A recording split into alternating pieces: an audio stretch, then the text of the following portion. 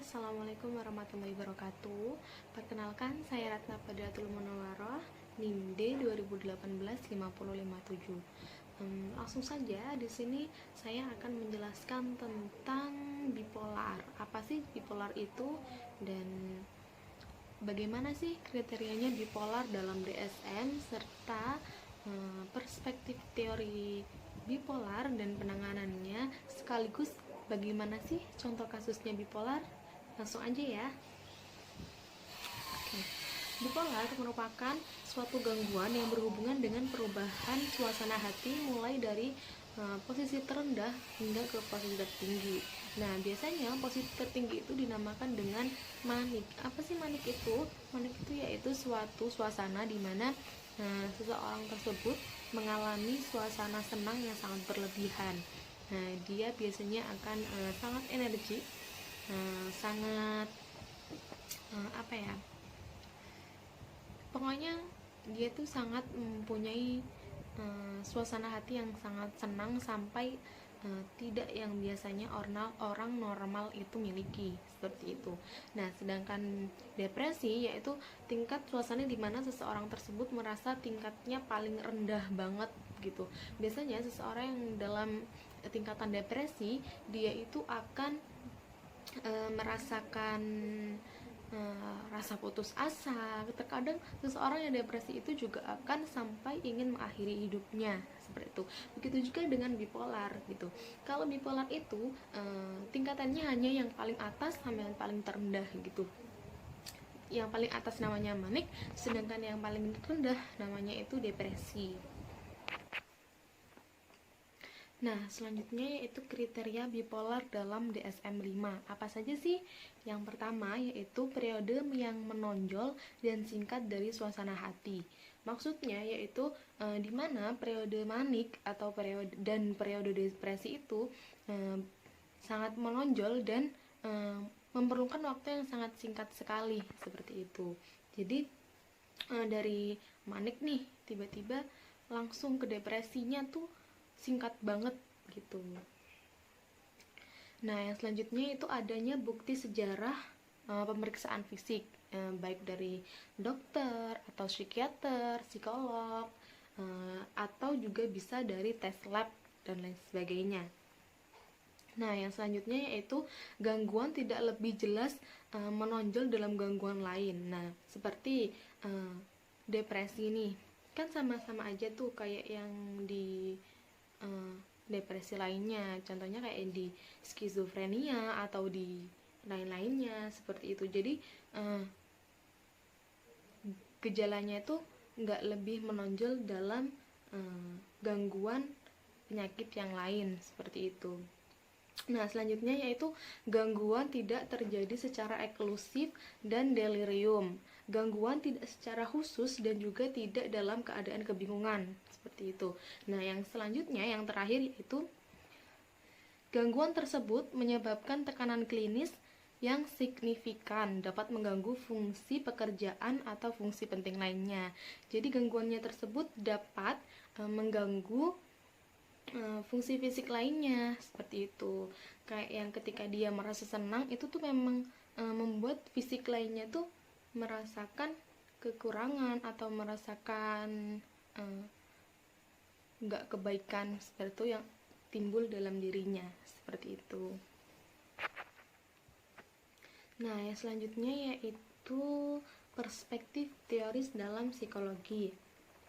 Yang pertama ada teorinya dari Sigmund Freud, yaitu teori psikologi analisa. Nah, Sigmund Freud mengatakan bahwa depresi bermula kemarahan tidak terkendalikan, yaitu depresi itu bermula dari kemarahan yang tidak terkendalikan, dan itu bisa terjadi kapan saja, dan bahkan bisa terjadi ketika dia masih dalam bayi atau masih dalam anak-anak, seperti itu. Nah, faktornya apa sih ya?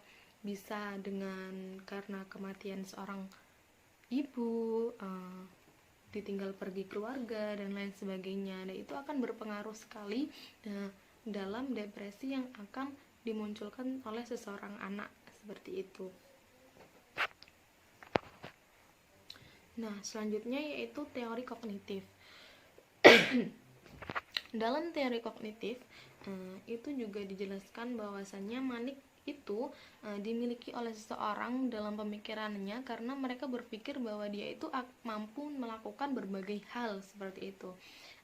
Dia mampu melakukan berbagai hal yang menurut dia itu menyenangkan seperti itu. Bahkan dia akan ketika orang dalam fase manik, dia akan sulit untuk tertidur, bahkan dia tidak membutuhkan waktu untuk tidur atau istirahat karena saking energiknya tadi. Nah, ketika dia dalam posisi depresi, dia akan merasakan kesendirian, dia akan merasa sendiri di dunia, dia tidak mempunyai masa depan yang lebih baik seperti itu. Nah, akhirnya dia akan cenderung mengurung diri, cenderung menutup diri dari orang lain seperti itu. Nah, yang selanjutnya yaitu teori humanistik. Nah, dalam teori humanistik ini mengatakan bahwa seseorang itu berada dalam fase depresi atau juga fase manik itu karena tidak adanya konsep dalam dirinya gitu.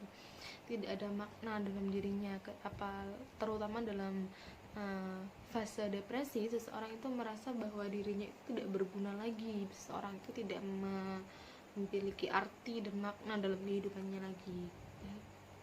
Sedangkan dalam fase manik, seseorang itu akan merasa sangat energik seperti itu. Seseorang akan merasa sangat senang dalam pekerjaannya, merasa saya paling bisa seperti itu. Akan tetapi semua itu telah melebihi dari batasan normal orang biasa seperti itu. Nah, selanjutnya yaitu perspektif penanganan bipolar.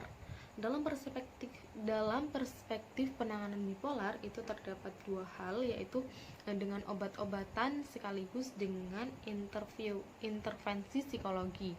Nah, biasanya dalam segi obat-obatan nih ada dua obat yang seringkali digunakan dalam bipolar. Yang pertama yaitu obat lithium dan juga obat antikonsultan. Nah, kedua obat ini berfungsi sangat sama, yaitu untuk menstabilkan mood yang dalam penderitaan seorang yang menderita gangguan bipolar yaitu. Nah, akan tetapi apa sih bedanya dari obat lithium dengan obat antikonsultan ini? Bedanya yaitu kalau antikonsultan ini tidak terlalu memberikan reaksi yang sangat signifikan dibandingkan dengan obat lithium seperti itu. Nah, yang selanjutnya yaitu intervensi psikologi. Nah, dalam psikologi ini dijelaskan bahwasannya bipolar ini terjadi dikarenakan adanya peristiwa yang di masa lalunya itu kurang diterima dalam hidupnya seperti itu. Nah, bipolar ini yaitu adanya perubahan mood ekstrim tadi yang sudah saya jelaskan di awal, yaitu terjadinya mood swing dalam penderitaan bipolar, yaitu adanya tingkat manik dan depresi tadi itu. Untuk meningkatkan semua itu dalam perspektif teorinya psikologi, harus adanya yang namanya berbagai hal. Yang pertama bisa dengan teori family focus treatment atau intervensi and social terapi, atau dengan cognitive behavior, atau dengan psikologi terapi treatment, dan masih banyak lagi. Tetapi yang lebih spesifik dalam segi penanganan psikologi itu dengan 4 itu tadi. Nah, yang selanjutnya sekaligus yang terakhir yaitu contoh kasus bipolar. Nah, di sini saya mengambil contoh kasusnya dari sebuah film pendek yang judulnya itu By My Side gitu ya. Nah, di situ diceritakan seorang gadis yang dimana dalam hidupnya itu dia kurang beruntung dalam kebahagiaannya seperti itu. Keluarganya tidak harmonis, terus dia juga tertipu dengan cowok yang pernah ia suka, dan bahkan dia juga dibully oleh teman-temannya, sekaligus dia juga diejek, dan masih banyak lagi hal-hal yang memperlihatkan dia itu tidak bahagia dalam film tersebut.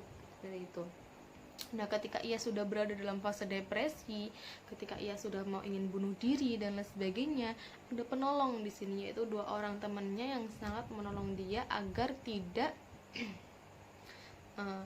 terjerumus dalam hal-hal yang tidak diinginkan lagi, seperti itu. Jadi akhirnya dia dibawa ke seorang psikiater atau entah psikolog dan bagaimana itu, dibawa ke sana, dan akhirnya dia mendapatkan penanganan medis, dan akhirnya ia bisa pulih kembali.